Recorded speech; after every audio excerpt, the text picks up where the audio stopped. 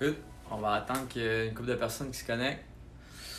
Dans à peu près une minute, je vais commencer à parler un peu de comment on fait pour s'entraîner un peu plus intelligemment.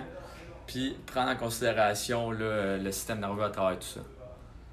Hey, salut Flo! Comment ça va, buddy? Salut Raph, salut Brenda! Good. Ok, je vais commencer tranquillement pas vite. Là, si je suis pas trop familier là, avec les. Yes, Raph. Je suis pas trop familier avec les lives, là, fait que je sais pas si on peut liker, partager ou quelque chose du genre pour aider un peu l'algorithme là, Instagram. Dans le fond, aujourd'hui, ce à quoi je vais parler pour le live, ça va être, comme j'ai marqué dans mes stories, c'est comment s'entraîner intelligemment. Est-ce qu'on devrait aller à l'échec musculaire? Si oui,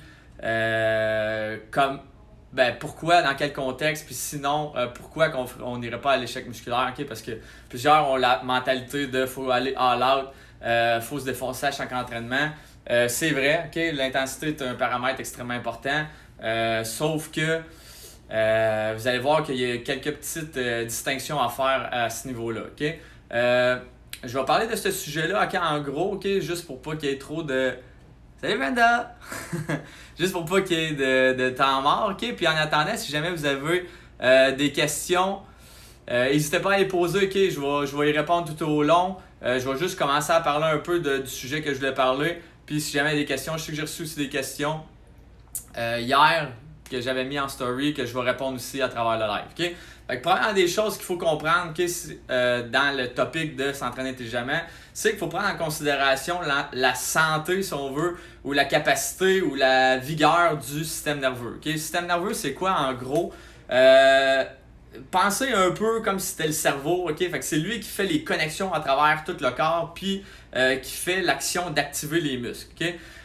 Si je veux activer ces muscles-là, ça me prend ces connexions-là, ces influx-là. Okay? Pensez à ça comme si c'était un pantin, okay, qui essaie de contrôler un peu une marionnette. Okay? Si je m'en vais en arrière des rideaux et je lui donne une méchante bonne volée, ça se peut que le pantin il bouge pas bien. Okay? Mais c'est la même chose pour ton système nerveux. Si tu lui donnes une sale volée, okay, soit un entraînement beaucoup trop vigoureux, ça se peut qu'après ça, tu aies de la misère à bouger quelques membres puis que tu aies certaines conséquences sur le reste de ton entraînement ou même sur les entraînements qui vont suivre dans les autres journées au courant de la semaine. Okay? Fait que, première des choses, c'est de penser à ça que dans le fond, comment tu fais pour t'améliorer, pour faire une belle progression, c'est un maximum d'entraînement de qualité. Okay? Puis, justement, c'est de s'entraîner intelligemment pour pouvoir être capable de refaire de la qualité le plus souvent possible, soit tous les jours, si on est capable, mais on s'entend qu'on va avoir des journées de congé justement pour revigorer un peu tout ça. Okay? Un des points aussi par rapport à ça, c'est qu'exemple, okay, j'arrive au bench, okay, c'est un des gros exercices là, que tout le monde veut faire. On met une charge incroyable, on veut à toutes les fois battre notre record, on veut faire notre 3 plates, notre 4 plates, peu importe. Puis on va surmettre de la charge. Puis là, il y a quelqu'un qui va venir en arrière du bench. Okay? On voit tout le temps ça dans les gyms, c'est-à-dire, il y a quelqu'un qui s'en vient en arrière du bench. Hey, peux-tu me backer, gros? Ben oui, ok, good. Là, aide-moi, mec, que j'arrive à la fin. Puis finalement, il se trouve à faire 2 reps, que dans le fond, c'est juste le back qui attire parce qu'ils sont juste plus capables. Okay? Ça, moi, c'est ce que j'appelle s'entraîner pas très intelligemment. Okay? Pourquoi? Parce qu'il va au-delà de l'échec musculaire. Il est même plus capable. Puis en plus, il y a quelqu'un qui vient l'aider. Quand est-ce qu'il faudrait justement aller atteindre cet échec musculaire-là? C'est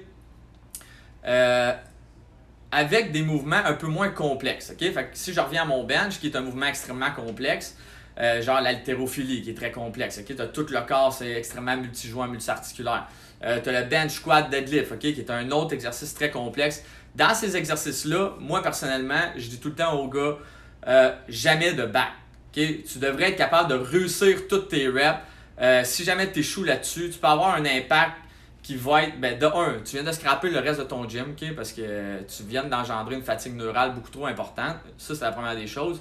Deuxième des choses, tu viens sûrement aussi d'impacter les journées d'après. Tu avais planifié faire un entraînement de jambes, après ça un entraînement d'épaule-dos, peu importe.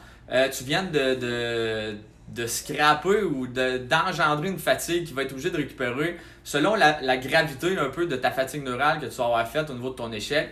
Ça peut avoir un impact de 3 à 7, même voire à 10 jours si vraiment tu essayais un gros record puis tu l'as grindé pendant 15 secondes. Je me rappelle avoir déjà fait ça. À un moment donné, la première fois que j'ai essayé de faire mon 3 play, j'ai grindé pendant 15 secondes, la barre bougeait pas puis je m'étais défoncé. J'avais fini mon entraînement là, j'étais juste plus capable. J'avais été me coucher sur le divan puis ça a été fini pour la journée pour moi. Okay? Fait que c'est juste vous montrer à quel point ça peut être violent. Souvent, on va quand même continuer à s'entraîner là-dessus, mais Dieu sait que de un, tes charges, la qualité de ton entraînement aussi va dropper. Okay? Fait que généralement, avec les gros exercices de barre multi-articulaires, tu devrais laisser 1 à 2 reps d'entrain. Okay? Ça veut dire que je serais capable, quand je vais raccrocher ma barre, j'aurais été capable d'en faire une rep de plus, peut-être même 2. Okay? Généralement, tu vas mettre, c'est quand même un gros exercice qui va donner une grosse tension mécanique. Donc, tu n'as pas nécessairement besoin d'aller aussi loin dans ton effort pour engendrer une pompe ou une tension qui va être significative. Okay? Dites-vous que si je fais 5 reps avec 225 livres, mais que je le fais 3 fois, donc 15 reps avec 225 livres, mais que je voudrais en mettre 235, à la première série, je le réussis, mais à la deuxième, je mets 2,25, puis à la troisième, je mets 2,15, puis je fais rien que 3 reps. Vous voyez que le volume total, finalement, aura été plus payant de juste être conservateur puis de faire tout avec 225 livres. Okay? Si tu n'auras pas eu, ou du moins, une moins grosse impact négative due à la fatigue neurale. Okay? Par la suite, si je tombe avec encore des mouvements un peu plus encore des mouvements complexes, mais on descend d'un grade, okay? Soit on y va avec des dumbbells. Okay? Ça va être beaucoup moins. Salut Frank!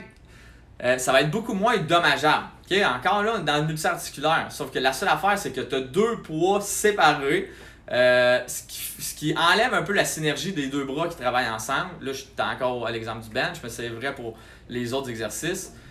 Donc là, tu peux aller un peu plus proche de l'échec musculaire. Okay? Fait que, à peu près une rep que tu te laisserais d'entendre. Mais déjà là, instinctivement, notre ego va être un peu moins là. On le fait déjà naturellement, un peu plus intelligemment. Ou est-ce que c'est ça, on va se garder une rep dans le tank, on va arriver jusqu'au bout, ok, pack, bon, je peux garder d'en faire un autre, bang, je drop. Okay? Mais encore là, les plus ardents vont vouloir avoir un back là-dessus aussi, puis ils vont un petit peu trop pusher la machine. Okay? Puis c'est correct de vouloir, puis de vouloir y mettre l'intensité, puis de vouloir se démonter. Okay? C'est bien correct, puis c'est bien naturel, puis ça démontre une super belle volonté. La seule affaire, c'est que si vraiment tu veux que ton entraînement paye, faut que tu le fasses de manière intelligente. Okay? Comme que je disais, après ça impacte le reste de ton entraînement. Après ça, je tombe aux exercices un peu plus uni-articulaires. Exemple, je ferai un bicep curl, où je tomberais dans des exercices encore là multi-articulaires, mais sur une machine ou sur une poulie. Okay? Fait que déjà là, au niveau de ton système nerveux, c'est beaucoup moins dommageable, vu qu'il y a une tension, il y a une implication beaucoup moins importante. Ceci étant dit, avec ça, tu peux y aller jusqu'à l'échec musculaire. Okay? Puis même quand tu as un exercice, exemple, je prendrais un exercice de poulie avec juste une articulation, fait que mettons un cable curl, là je pourrais aller non seulement à l'échec musculaire, mais je pourrais dépasser mon seuil musculaire. Okay? Fait que des exemples, des méthodes comme un drop set, où est-ce que je me trouverais à faire, exemple, 10 répétitions, pack, je suis vraiment plus capable, plus rien qui bouge, pack, j'enlève du poids pour pouvoir encore continuer. Donc là, je viens de taper mon échec musculaire, mais en plus, je repousse mes limites en continuant de travailler malgré le fait que je suis allé au-delà de mon échec musculaire. Okay? À ce niveau-là, oui, ça va être difficile au niveau de ton système nerveux. Par contre, tu es capable de bien le tolérer. Autre chose aussi, c'est que tu vas le faire aussi en fin d'entraînement. Fait que tu fais des exercices où est-ce que tu pushes beaucoup plus la machine à la fin de ton entraînement. Okay? Donc, de cette façon-là, non seulement tu tires le maximum de ton début, mais tu scrapes pas, tu n'as pas des conséquences négatives sur le reste de ton entraînement. Puis tu peux faire un entraînement de 1 heure de grosse qualité où est-ce que tu as soutiré le maximum. Ta qualité s'est pas arrêtée juste au premier bloc. Que ce soit un entraînement de force ou d'hypertrophie ou de peu importe, il faut que tu prennes en considération ça, puis il faut que tu le fasses encore là de manière intelligente. Fait que c'est ça, ok? Fait que on veut y aller avec les gros exercices un peu plus de manière sous-maximale. Aussi, une autre chose qui va venir aussi avec le fait d'atteindre l'échec musculaire sur un gros exercice, c'est que tu vas, exemple, ton corps, lui, il sait pas que tu t'entraînes pour être beau. Ton corps, il sait pas que tu t'entraînes pour être performant. Lui, tout ce qu'il faut que tu te dises, c'est qu'il est encore à l'âge préhistorique, puis il est en train de chasser le mammouth ou il est pogné en dessous d'un arbre, puis lui, il faut rien qu'il push ça de là pour sa survie. Okay? Fait que lui, il n'a pas cette conscience-là de dire je vais me garder un peu de jus parce que c'est pas vraiment une question de survie. Il y a quelqu'un qui va ramener la barre et qui va l'accrocher. Okay? Donc, faut que tu dises que lui, il va juste vider ses réserves, étant donné qu'il est en mode survie et qu'il ne sait pas que c'est juste tu fais ça pour le fun. Okay? Fait qu'il faut que tu prennes en considération ça aussi. Puis c'est ça, le fait d'avoir un échec musculaire sur un gros exercice va engendrer une grosse sécrétion de cortisol. Le cortisol, c'est quoi? C'est ton hormone de stress. C'est ça qui fait en sorte que, exemple, avant un oral, tu vas avoir un gros pic d'adrénaline ou de cortisol. Okay? C'est ça qui va te donner le jus, justement, pour pouvoir faire ton action. Même chose, le matin, tu es un peu poqué, tu n'as pas grand cortisol, et plus que ton cortisol monte, plus que, là, je me sens éveillé. C'est un petit peu ça qui arrive aussi quand tu prends de la caféine, ça vient monter ton cortisol. Ou avant une game, peu importe, même pendant ton entraînement, ton cortisol va monter justement pour te fournir l'énergie nécessaire. La seule affaire, c'est que si tu en as trop de ça, c'est comme un peu comme une carte de crédit, okay? Où il y a une limite à tout ça. Okay? Si tu dépasses cette limite-là, tu t'endettes un peu trop, ça devient extrêmement taxant, puis il faut que tu te dises que vu que tu en as beaucoup plus à rembourser, ça va prendre beaucoup plus de temps aussi de la rembourser. Okay? Fait que j'espère que vous comprenez bien à ce niveau-là. Je vais juste checker là, un peu. Là, je sais que j'avais une question. Là. Bonjour, comment avez devenir musclé comme Mathis? Hey, j'ai vraiment des mauvais yeux, ok? Fait que je sais pas qui dit ça, je pense que c'est Idriss. Première des choses, Mathis, c'est un athlète exceptionnel, là, je sais pas s'il écoute en ce moment. Mais ok, c'est un gars aussi beaucoup fast twitch, fait que c'est sûr que l'entraînement de football, il va très bien. Ça, c'est une des choses. Si c'est un fast twitch, des lower reps, ça va aider beaucoup à son développement. Que ce soit n'importe qui. Deuxième des choses aussi, c'est quelqu'un qui a une discipline hors du commun. Okay? Il manque pas un gym. Je sais pas, il a pas tout le temps mangé extrêmement sa coche, mais quand même tout le temps mangé très bien. Puis là, il mange extrêmement sa coche. Okay? Fait que ça l'aide énormément aussi pour son développement de masse musculaire. C'est des choses, là, je vous apprends rien là-dessus. Mais c'est ça, okay? C'était juste pour répondre à la question. J'avais une autre question aussi qui m'a été posée hier dans la story. C'était en déficit calorique, est-ce que je peux continuer à prendre de la force? Okay? La réponse est oui, mais ça dépend combien de déficit calorique. Okay? Si c'est un déficit calorique qui est vraiment très intense, ça se peut que tu perdes de la force, okay? Malgré le fait que tu veuilles engendrer un développement de force. Okay? Par contre, si tu as un très faible déficit calorique, okay, j'ai vu ça extrêmement souvent, quelqu'un qui cote, okay, qui perd beaucoup de gras, mais qui a un effet de force très bénéfique aussi avec ça. Okay? Encore là, il faut que tu te dises que c'est le muscle qui contracte. Okay? Oui, il y a un gros facteur neural au développement de la force, mais aussi, c'est ça, tu as ton muscle aussi qui contracte. Donc, si tu as un déficit calorique qui est beaucoup trop important, tu risques de perdre la masse musculaire. Si tu perds la masse musculaire, tu vas aussi perdre la force, là, ça va de soi. Aussi, gênez-vous pas là, si vous avez des questions, là, okay, j'ai remonté un peu, mais si vous en avez, vous voulez bien que les remettre, là, okay, parce qu'il y a du monde qui se connecte, juste qu'ils repopent ou ça en bas, ça va me faire plaisir d'y répondre.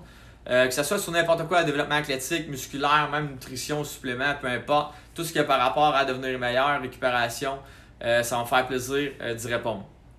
Sinon, je vais juste continuer avec les questions qui m'ont été posées.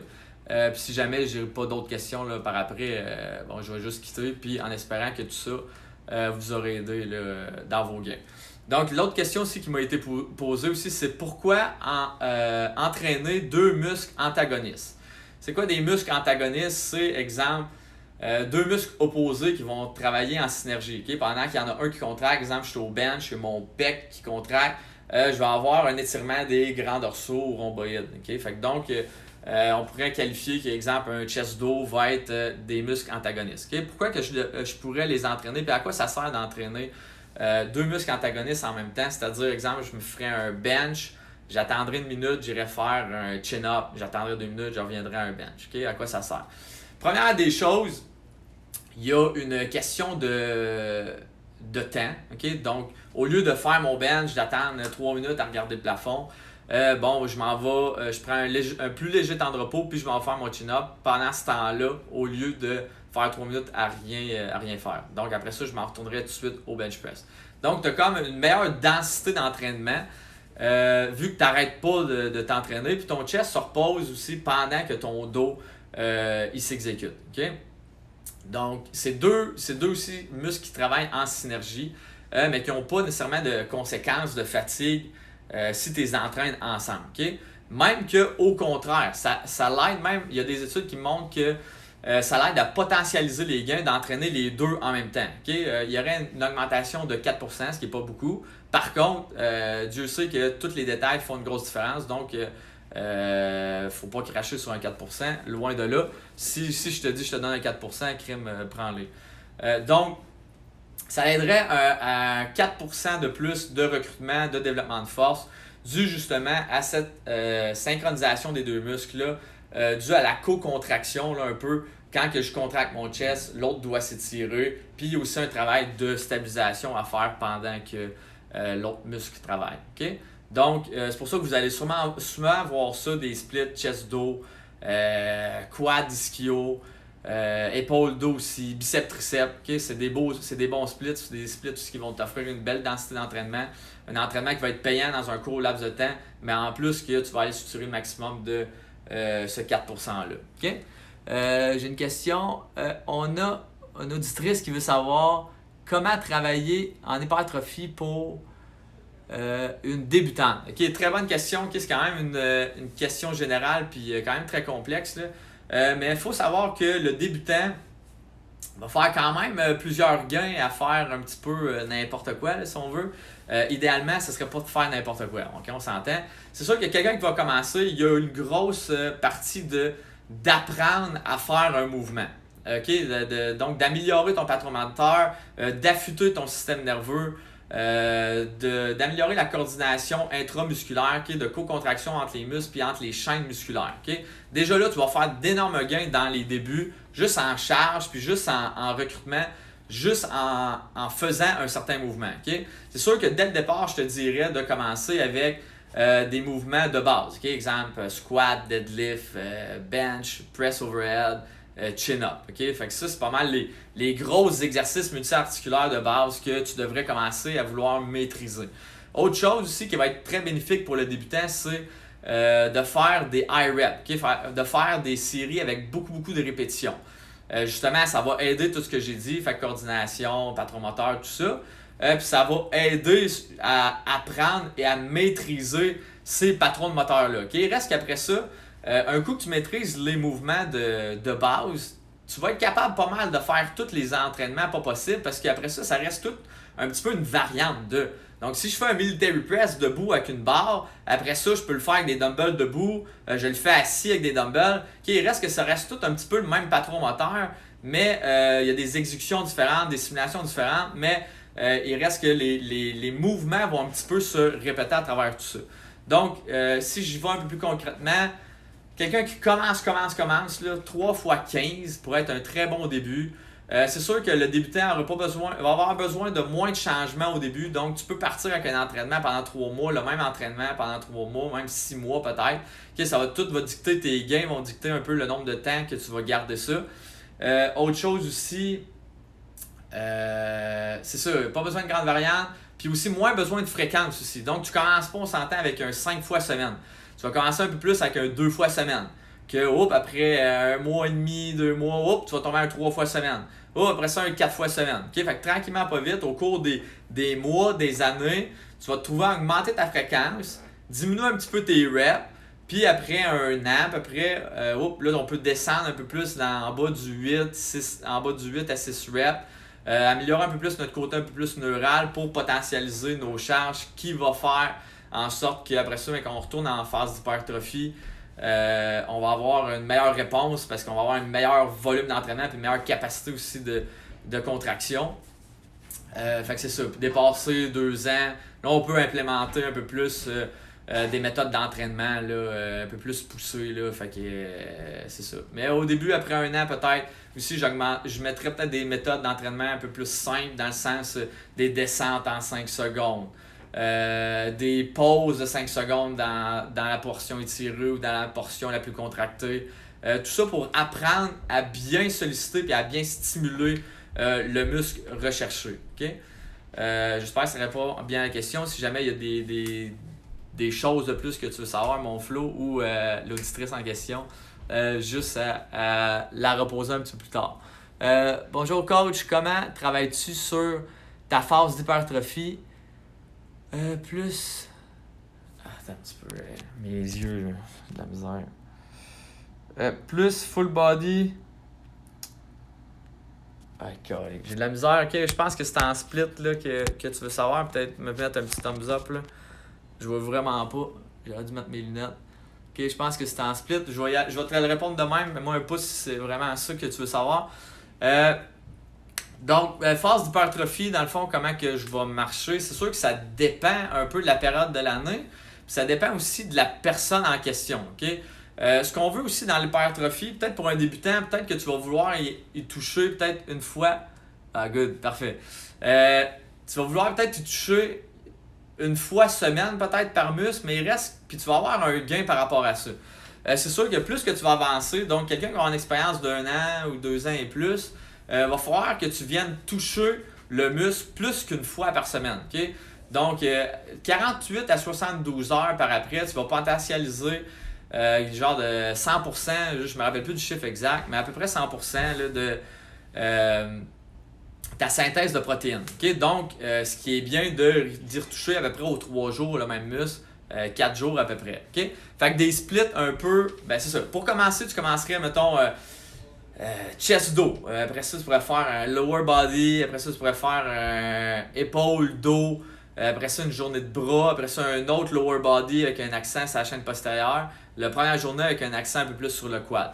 Fait que c'est ça. Là, tu trouverais à y toucher un peu. Tu améliores ça un peu le mind-muscle connection vu que tu mets un emphase sur un muscle à la fois. Après ça, un peu plus tard, je vais y aller un peu plus dans l'année aussi, surtout parce qu'on devient un petit peu plus spécifique.